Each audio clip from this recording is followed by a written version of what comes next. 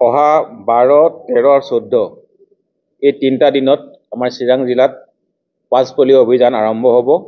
ইয়াত সৰ্বমুঠ 400টা আমাৰ বুথ থাকিব।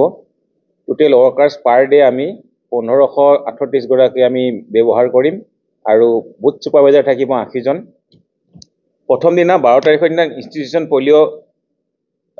হ'ব পলিঅ' চানডে বুলি কোৱা হৈছে। তাতে আমি 60% আমি কভাৰ কৰিম আৰু 13-14 তাৰিখে হাউচ টু হাউচ যাব আৰু তাতে আমি 40% কভাৰ কৰি এই 3 দিনত 100% আমি যিটো আমাৰ টাৰ্গেট দিছে আমাৰ চিৰাং জিলাৰ কাৰণে 0 to 5 years যিখন চিলড্ৰেন আছে 60,246। গতিকে আমি টাৰ্গেটটো ফুলফিল কৰিবৰ কাৰণে আমি ইতিমধ্যে এটা প্লেন বনাইছোঁ।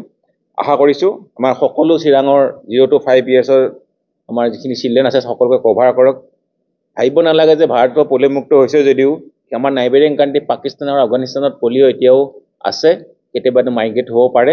গতিকে সকলোৱে কম্পালচৰি হিচাপে পলিঅ' লোৱাটো আমি জিলা প্ৰশাসন তথা স্বাস্থ্য বিভাগৰ পৰা আমি ব্যৱস্থা গ্ৰহণৰ কাৰণে আগবাঢ়িছোঁ। গতিকে সকলোৰে সহযোগিতা আমি কামনা কৰিছোঁ। সেইটো ইতিমধ্যে প্ৰতি বছৰে আমি কৰোঁ।